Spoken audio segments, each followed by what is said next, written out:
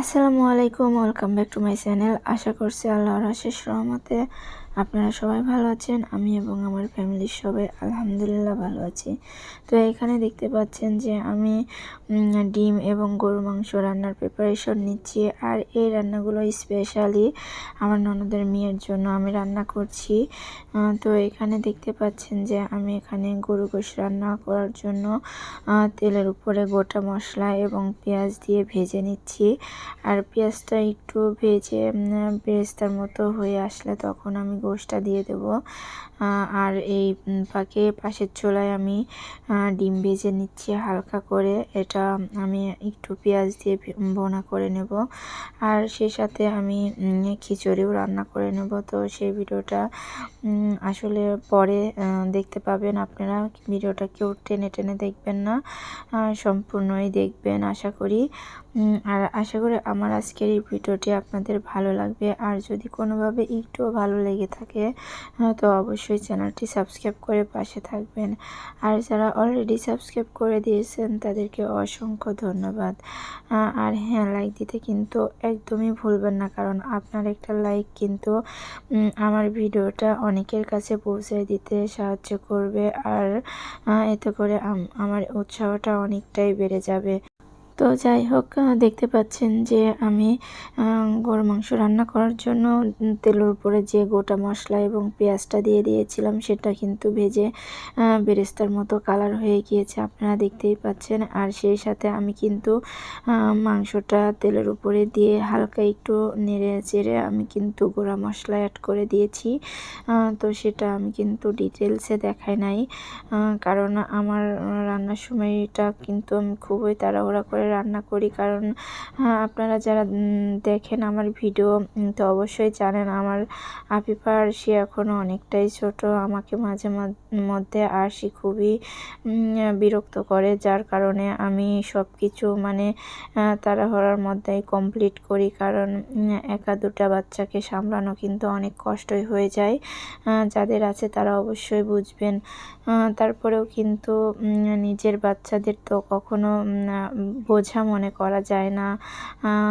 তো তাদেরকে আগলায়ে তাদেরকে সামলায়ে সব কিছু করতে হয়, তারপরে সব কিছু করতে হয়। এজন্যই কিন্তু যেই কাজই করতে যাই না কেন তাড়াহুড়া করে করি, যাতে করে ওদের কোনোভাবে কষ্ট না হয়, ওরা কান্না না করে। এইভাবে আমার প্রতিটা দিন চলে। তো যাই হোক, দেখতে পাচ্ছেন যে এখানে কিন্তু আমি ডিমটা ভুনা করার জন্য পেঁয়াজ আর গোটা মশলা হালকা ভেজে নিয়েছিলাম। আর সেই সাথে কিন্তু আমি গুঁড়া মশলাগুলো অ্যাড করে দিচ্ছি। আর গুঁড়া মশলাগুলো সবসময় আমার মা বাসা থেকে গুঁড়া করে দেয়।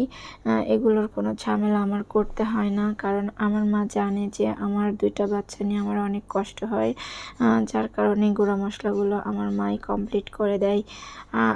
আর এখানে দেখতে পাচ্ছেন যে আমি গরুর মাংসটা রান্না করে নিচ্ছি, কষিয়ে নিচ্ছি। তো মাংসের কালারটা কিন্তু অনেক সুন্দর আসছে, আর রান্নাটাও কিন্তু অনেক বেশি টেস্ট হয়েছে। তো যাই হোক, এখন আমি একটা কথা বলি যে এই যে আমি টুকরো গোশ উঠাইয়ে আপনাদেরকে দেখাচ্ছি।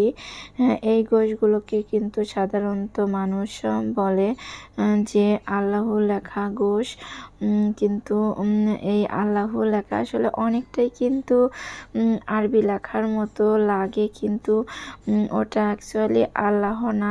যাই হোক, আমি যেই গোশের টুকরাটা পেয়েছি এটা কিন্তু অ্যাকচুয়ালি আল্লাহ লেখা নাই, কিন্তু আরবি লেখার মতো জজম পেশ কিছু অক্ষর বোঝা যাচ্ছে।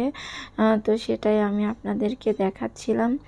আর এই দেখেন, এখানে কিন্তু আমার ডিম ভুনাটাও কিন্তু প্রায় হয়ে আসছে। আর এই যে সেই গোশের টুকরাটা আপনারা বুঝতে পারলে অবশ্যই কমেন্টসে জানাবেন আমাকে। আমার কাছে এটাই মনে হয়েছে, তাই আমি আপনাদের সাথে একটু স্পেশালভাবে শেয়ার করে দিলাম। আর এখানে কিন্তু আমার গোশটা কষিয়ে নেওয়া হয়ে গিয়েছে, যার কারণে আমি এখানে কিছুটা আলু অ্যাড করে দিলাম। কারণ গোশের আলু খেতে আফিফার বাবা খুবই পছন্দ করে, এবং আমার ননদের বাসার সবাই অনেক বেশি পছন্দ করে।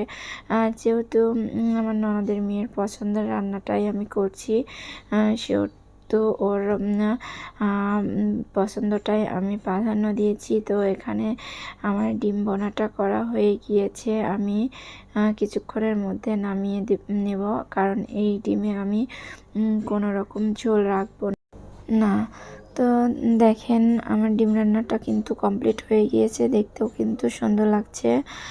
আর এদিকে গোশটাও কিন্তু রান্না প্রায় শেষের দিক হয়ে আসছে। আমি আজকে গোশ রান্নায় একটু হালকা ঝোল রেখেছি, কারণ অনেক কয়জন মানুষই খাবে, যার কারণে আমি একটু ঝোল রেখেছি। আর খিচুড়ির সাথে অনেকেই গোশের ঝোলটা অনেকেই পছন্দ করে, যার কারণে আমি একটু ঝোল ঝোল রেখেছি। আর এখানে কিন্তু আমি খিচুড়ি রান্নার জন্য সব মশলা রেডি করে নিয়েছিলাম। আর চাউলটাও আমি রেডি করে রেখেছিলাম পরিষ্কার করে ধুয়ে। আর এখানে দেখতে পাচ্ছেন যে আমি খিচুড়ি রান্নার মশলাটা কিন্তু ভেজে নিচ্ছি। আর সেই সাথে কিন্তু ডাউলটাও আমি দিয়ে দিলাম। ডাউলটা আমি হালকা একটু নেড়ে ছেড়ে কিন্তু আমি চাউলটা দেব। তো আজকের এই রান্নাতে কিন্তু আমি খিচুড়িতে ঘিও অ্যাড করেছি, কিন্তু ঘিটা আসলে অল্প ছিল, যার কারণে এক চা চামচের মতো আমি চাউলটা ভাজার সময় দিয়েছিলাম। আর বাকিটা কিন্তু আমি খিচুড়ি রান্নার শেষে দিয়ে দিয়েছিলাম। তো এখানে দেখতে পাচ্ছেন যে খিচুড়ির চাউলটা কিন্তু সুন্দর করে ভেজে নিয়ে আমি খিচুড়িতে পানিটা অ্যাড করে দিলাম। আর খিচুড়িটাও কিন্তু অসম্ভব টেস্ট হয়েছিল। আর বরাবরের মতো এই কথাটা আবারও শেয়ার করে দিচ্ছি যে আমার রান্নাটা কিন্তু আমার হাজব্যান্ড এবং আমার ননদের ছেলেমেয়েরা, মানে সবগুলো ননদই এবং সবগুলো ননদের ছেলেমেয়েরাই কিন্তু অনেক বেশি পছন্দ করে। তো সেটাও আপনাদের সাথে শেয়ার করে দিলাম।